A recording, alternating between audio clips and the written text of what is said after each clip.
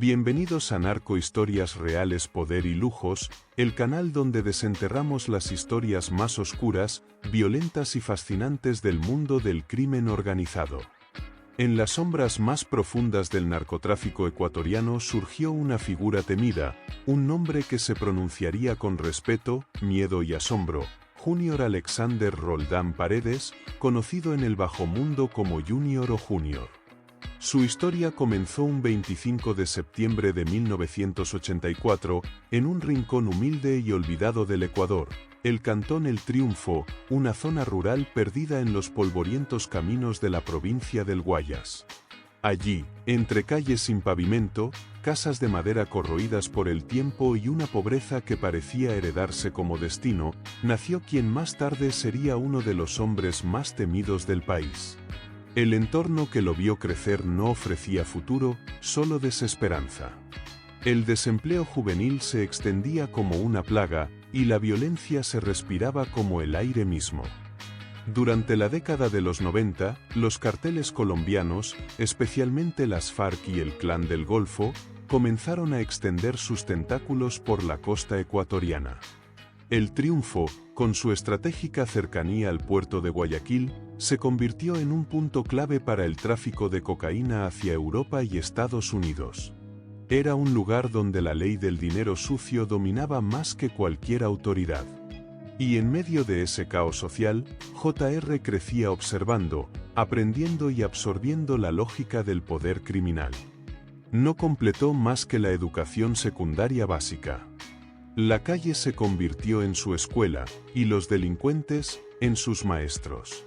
Pronto, el carisma manipulador de aquel joven, su astucia natural y su sed de reconocimiento lo harían destacar entre los suyos. Desde muy joven descubrió que tenía un don, el poder de convencer y dominar. A los 16 años, en el año 2000, decidió abrazar la oscuridad sin mirar atrás. Comenzó su carrera criminal como sicario, trabajando para bandas menores dedicadas al robo, la extorsión y el cobro de las llamadas vacunas a los comerciantes locales de El Triunfo y La Troncal. Sus acciones eran brutales, rápidas, sin remordimiento. El muchacho de rostro tranquilo y mirada penetrante pronto se ganó la reputación de ser un asesino sin miedo, alguien que ejecutaba sin dudar, sin titubear. El dinero comenzó a fluir. Y con el dinero, llegaron los seguidores. Junior no tardó en formar su propia banda, compuesta por jóvenes pandilleros de su barrio, muchachos que veían en él a un líder implacable, capaz de infundir respeto y terror con solo una mirada.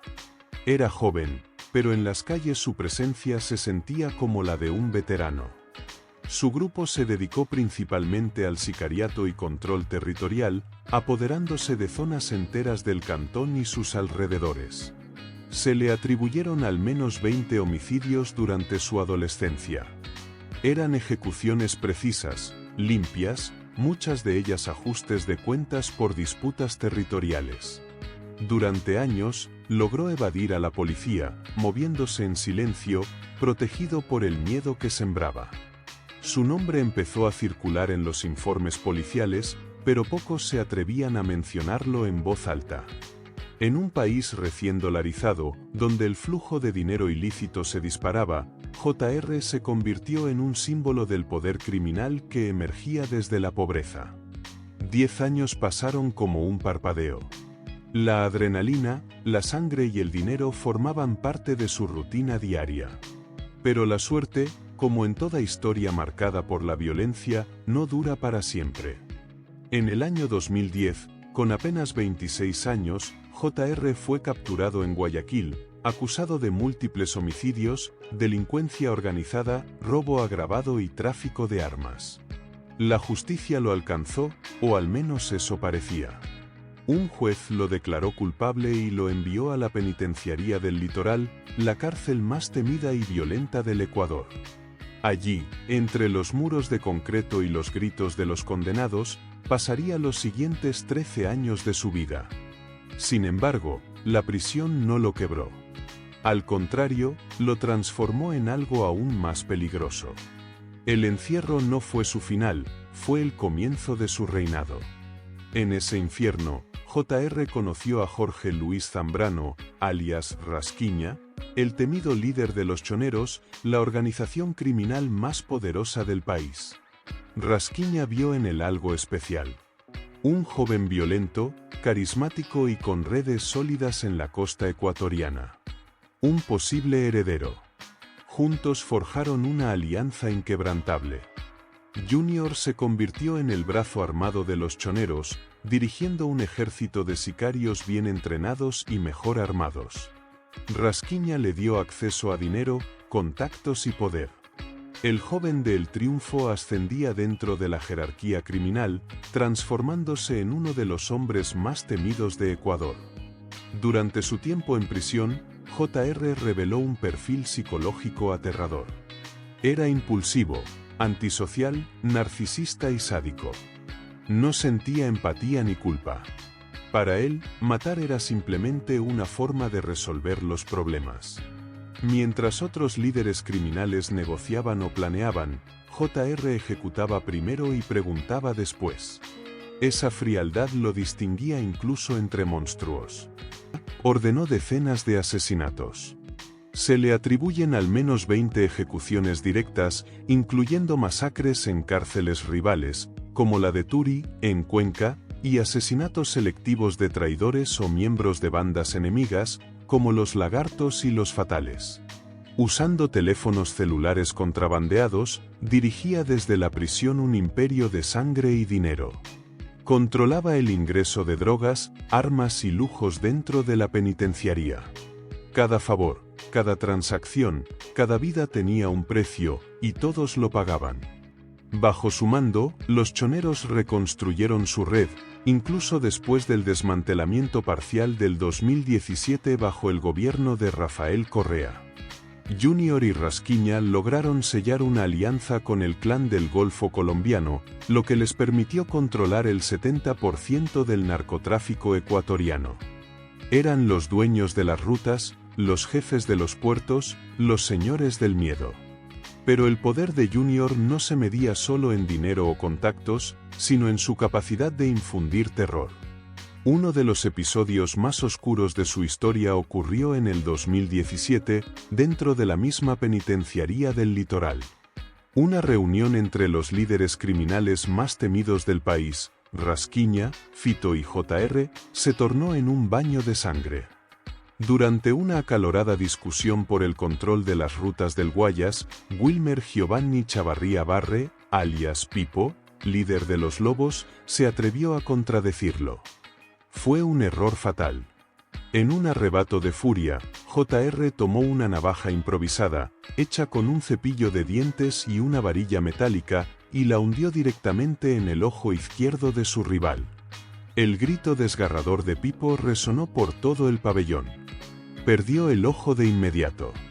La herida no solo fue física, sino simbólica.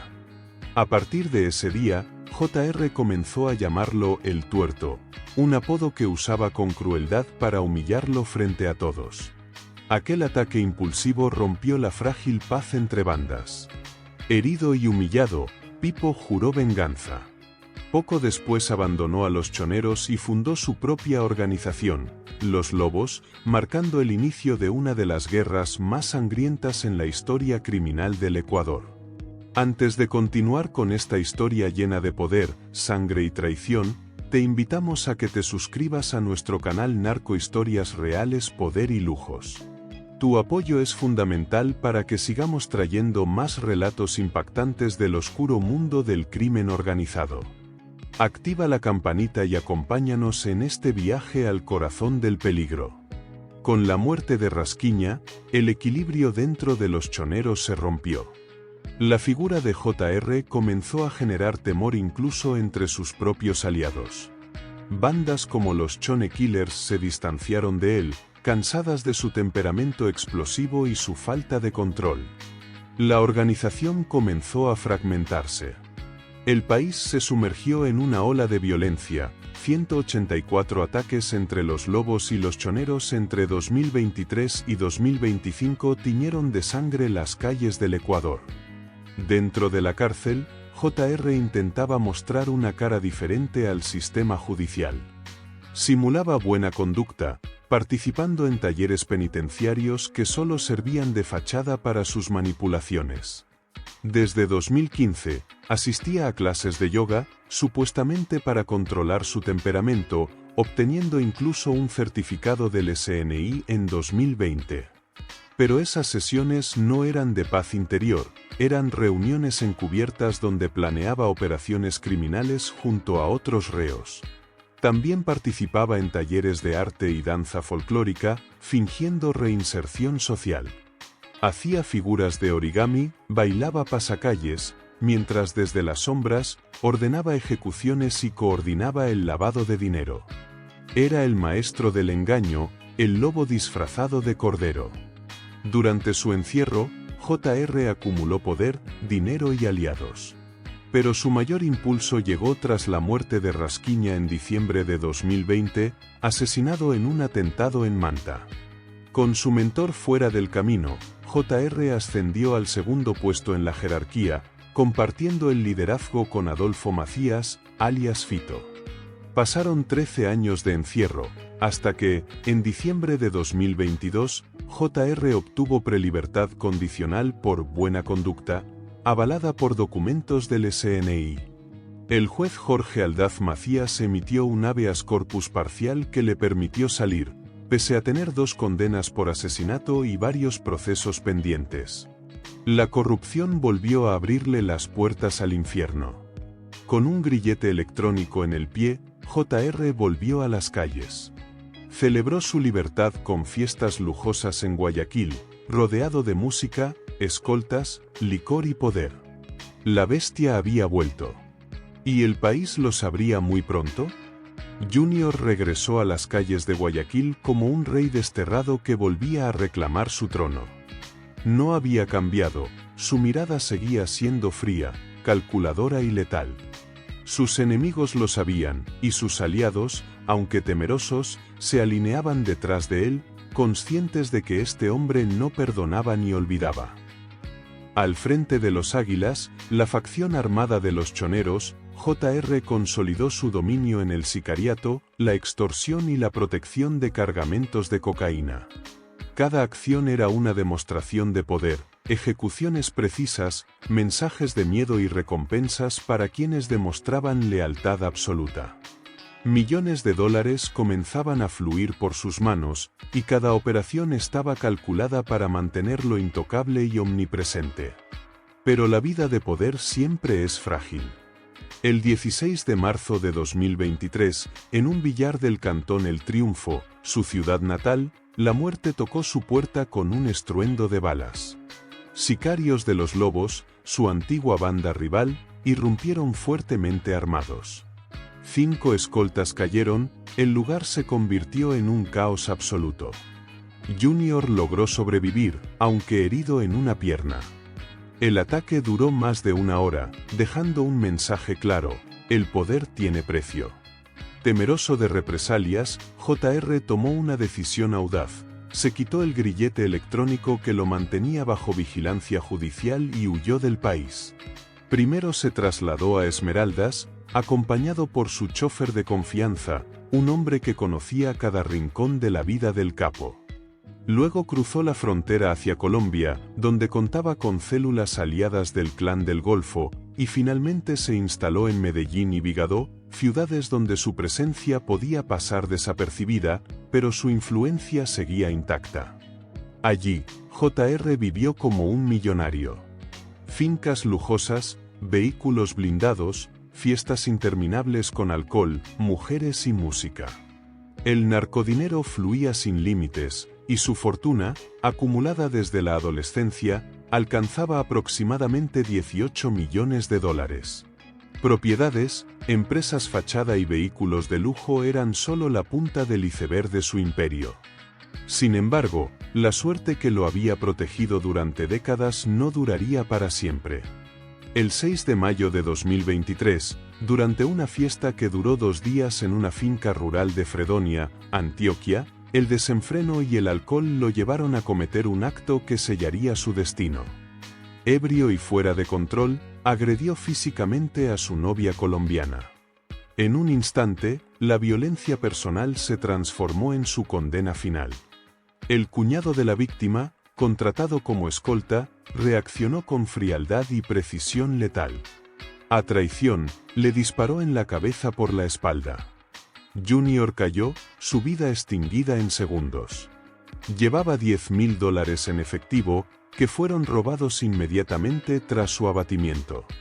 Su cuerpo fue abandonado en un bosque de la vereda El Mango y hallado el 8 de mayo. Los forenses confirmaron su identidad por sus tatuajes, un águila y las iniciales JR, además de un examen positivo de huellas dactilares. El entierro fue discreto, 24 de mayo de 2023, en el Cementerio Central de Envigado, Antioquia, en la bóveda 30 del pabellón 18. Sin ceremonia pública, por temor a represalias, pero la oscuridad que lo acompañó en vida no lo abandonó ni en la muerte. Las sombras de su legado se intensificaron cuando su cuerpo fue exhumado ilegalmente. La noche del 12 de septiembre de 2023, sujetos desconocidos ingresaron al cementerio. A plena madrugada, abrieron la bóveda de JR, retiraron el ataúd con su cuerpo y desaparecieron sin dejar rastro. Al día siguiente, el personal del cementerio descubrió la entrada forzada y dio aviso a las autoridades. La bóveda estaba vacía. Las investigaciones manejan dos hipótesis. Una venganza de bandas enemigas, como los Lobos, que buscaban confirmar su muerte y demostrar poder, el uso de su cuerpo en rituales de narcotráfico, buscando protección espiritual a través de su leyenda. Mientras tanto, JR seguía generando rumores. Su muerte nunca fue confirmada públicamente por sus aliados. Incluso, en abril de 2024, fuentes policiales de inteligencia indicaron que los choneros no habían nombrado a un sucesor en Los Águilas, algo inusual que despertó sospechas sobre una muerte fingida. El misterio se intensificó con la aparición de un narcocorrido en El Triunfo, narrando el regreso de Junior a su tierra natal, bajo su otro apodo, La Firma. El mensaje era claro: podría estar vivo y operando en secreto. Rumores comparaban su posible simulación con casos anteriores, como el de Leandro Norero, un capo que fingió su muerte durante la pandemia de 2020 para evadir la justicia antes de ser recapturado. Aún así, mientras la incertidumbre rodeaba su destino, JR había dejado un legado de terror imborrable. Más de 150 homicidios atribuidos a su mando, masacres en prisiones, control de cárceles y un entramado criminal que sobrevivía incluso tras su presunta muerte. Las bandas fragmentadas esperaban el regreso de su líder, confiando en que su desaparición solo era una estrategia más de poder. La fortuna de JR seguía circulando. Entre 2019 y 2024, se habían lavado $12.7 millones y la policía había incautado $3.3 millones en operativos entre 2022 y 2025. Se habían identificado 47 inmuebles de lujo y 26 vehículos de alta gama, dispersados entre Ecuador y Colombia. El Clan del Golfo colaboraba con la protección de parte de su patrimonio, mientras otras propiedades fueron incautadas por el Estado tras la suspensión de sus empresas fachada. Su familia también se vio atrapada en la red de ilícitos. Tuvo 4 hijos, siendo Asael Alexander Roldán, nacido en 2003 con Lisette Carolina Hernández Lamán, quien asumió funciones financieras y lavó $841.000 usando depósitos fraccionados para simular legalidad. Asael vivió protegido por Los Águilas, evitando el sicariato que caracterizó a su padre. Fue arrestado en abril de 2024 durante una narcofiesta, incautándose $150.000, documentos falsos, celulares y portátiles, y sentenciado en abril de 2025 a 13 años de prisión por lavado de activos. Por otro lado, Lady Tatiana Restrepo Hernández, colombiana de Antioquia y pareja de Junior en sus últimos años, también se vio implicada en lavado de activos, moviendo $1.8 millones con su empresa Big Marant, dedicada a construcción de edificios como fachada. Fue detenida en enero de 2025 en Medellín y enfrenta extradición a Ecuador para cumplir 13 años de prisión sin opción a fianza. Junior encarna la historia del ascenso del narcotráfico en Ecuador, de un joven pobre y sicario a un capo transnacional sanguinario, dejando un país marcado por la corrupción judicial y un ciclo interminable de violencia. Si aún no lo has hecho, suscríbete a nuestro canal Narco Historias Reales Poder y Lujos, activa la campanita y ayúdanos para seguir contando historias impactantes como la de JR. A pesar de su desaparición, el temor que Junior inspiró sigue vivo.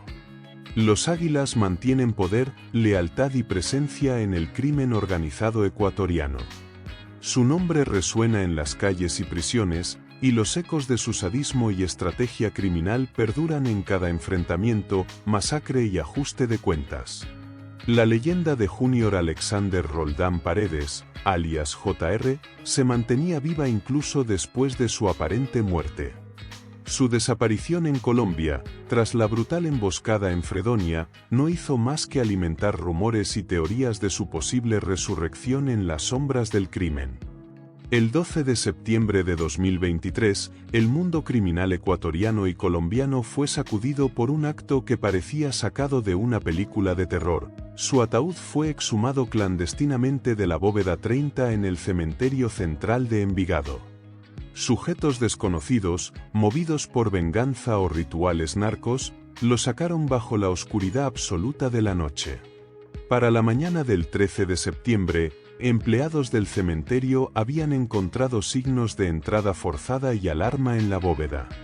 La policía del Valle de Aburrá inició investigaciones, pero JR ya se había convertido en un fantasma que recorría rumores y leyendas. Las hipótesis sobre la exhumación se multiplicaron. Venganza de bandas enemigas, buscando confirmar la muerte de JR y enviar un mensaje intimidante a sus seguidores. Uso de su cuerpo para rituales narcos, en la creencia de que su espíritu podía proteger a los vivos dentro del negocio del narcotráfico. El misterio se intensificó cuando surgieron indicios de que JR podría estar vivo y operando en secreto, coordinando sus redes desde algún lugar desconocido.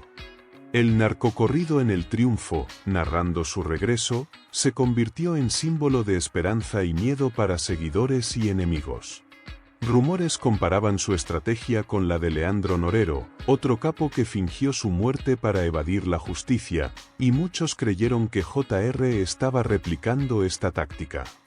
Mientras tanto, la fortuna del capo no desapareció. Con $18 millones acumulados, parte de su patrimonio fue incautado por las autoridades,